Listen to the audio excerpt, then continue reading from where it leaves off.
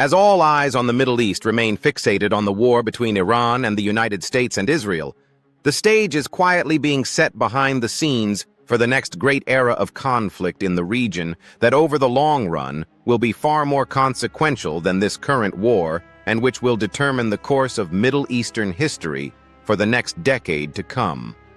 A new Cold War is emerging between two of the Arab world's richest and most powerful states, Saudi Arabia and the United Arab Emirates. The clues are not subtle. In late December of 2025, Saudi warplanes bombed a UAE weapons shipment in Yemen that was bound for UAE-backed separatists, while Saudi and Emirati proxies fought each other on the ground. On social media, the insults flew. Emiratis accused the Saudis of bullying and backing political Islam. Saudis blasted the Emiratis as anti-Islamic, too pro-Israel, and the force behind separatism and chaos. This rivalry stretches far beyond Yemen. In Sudan's brutal civil war, they support different sides. In the Horn of Africa, the UAE backs Ethiopia and the breakaway state of Somaliland, while Saudi Arabia backs Eritrea and Somalia. They split dramatically on Israel. The UAE recognized and aligned with Israel despite the Palestinian question. Saudi Arabia refused. And economically, they are on a collision course. Saudi plans to diversify into tourism, airlines, finance, and AI encroach directly on sectors the UAE built its regional lead in. The old logic of teaming up against Iran is fading as Iran weakens under punishing wars with Israel and the United States. With the mutual enemy fading from the board, a natural rivalry that simmered for years is breaking into the open. This may be surprising because through the 2010s, they appeared tightly aligned. Both monarchies feared Iran's revolutionary model and the wave of pro-democracy and anti-monarchist movements after the Arab Spring. Both relied on American protection. Much of the coordination rested on the personal bond between MBZ in the UAE and MBS in Saudi Arabia. After MBZ rose in 2014, he pushed an aggressive foreign policy and spotted a chance to elevate his smaller country by betting on a young Saudi prince during a succession struggle. He championed MBS, helped build his credibility, and in 2015 MBS became defense minister at 29, and soon after deputy crown prince.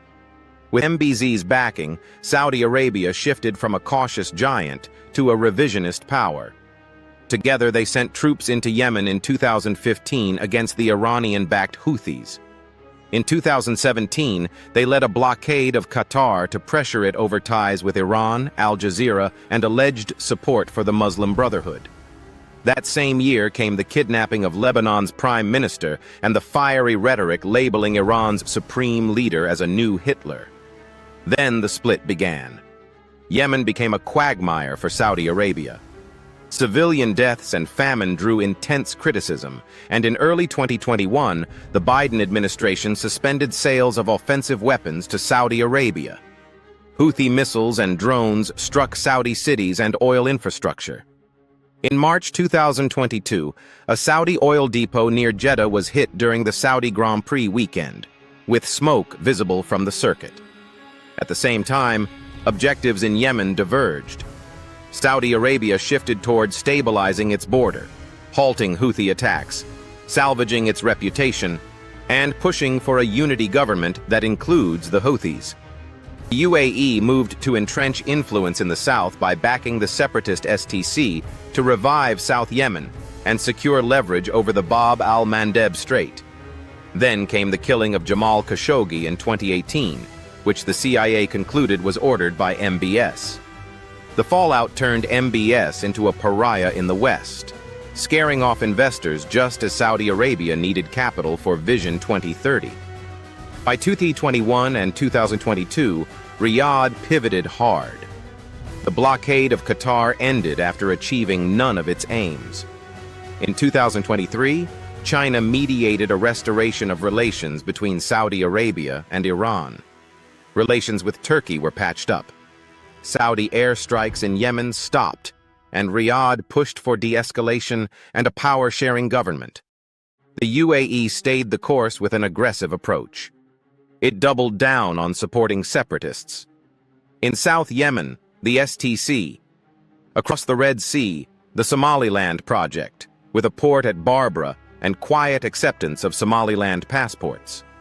In Sudan, the UAE backed the Rapid Support Forces, while Saudi Arabia and Egypt backed the army. In Libya, Abu Dhabi supported Khalifa Haftar against a more Islamist West. In Syria, when Ahmed al-Shara rose, Saudi Arabia offered billions for reconstruction, while the UAE held back over his jihadist past. The rivalry is also economic. Saudi megaprojects like Neom, the Line, and the Red Sea project aim to turn the kingdom into a luxury tourism magnet. Riyadh Air and a massive new airport plan challenge the dominance of Emirates and Etihad. A 2022 policy requiring foreign firms to base regional headquarters in Saudi Arabia struck directly at Dubai's status as the business hub. Both are racing into AI with tens of billions pledged since 2024. A Wall Street Journal report said that just days before the 2026 inauguration, the UAE bought a 49% stake in the Trump family's World Liberty Financial for $500 million, with $187 million flowing to entities under the Trump family's ownership. Months later, the new administration allowed the UAE to import 500,000 Nvidia chips for a giant data cluster, ignoring intelligence fears about leakage to China. The goal is clear: lock into the American AI ecosystem. Saudi Arabia is pushing its own AI bets for the same reason. Biggest of all is Israel. In 2020, the UAE normalized without a Palestinian state, then helped Bahrain, Morocco, and Sudan follow. Security ties with Israel deepened, including joint naval exercises in the Red Sea and an alleged listening post on Yemeni islands.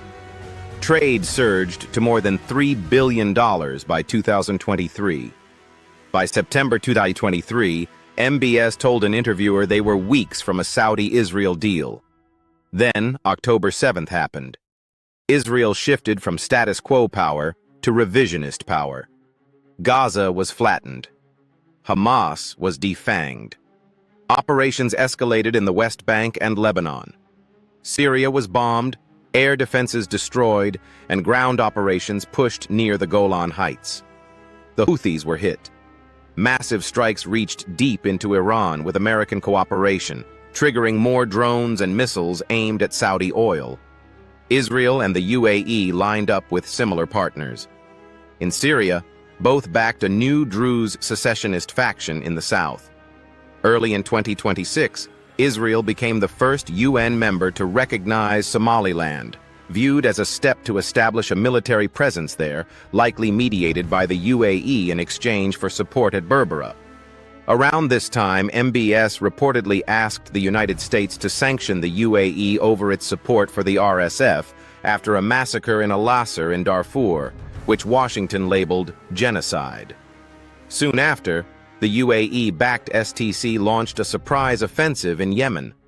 Saudi Arabia bombed Emirati shipments, backed a counteroffensive, and the STC collapsed, taking the UAE's influence in Yemen down with it.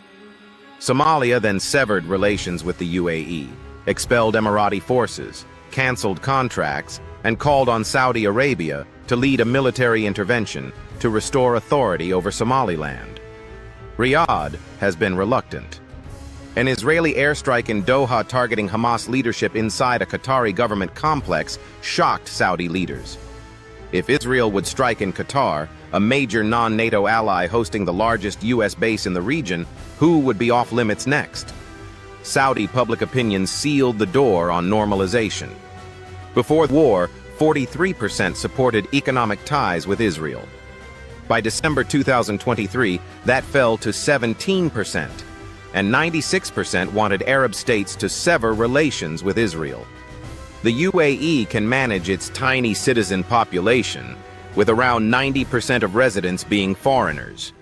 Saudi Arabia has roughly 20 million citizens to consider and guardianship over Mecca and Medina.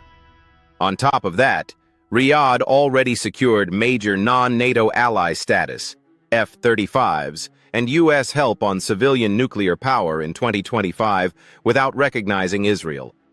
Why pay the massive political cost now? Two webs of alliances are forming.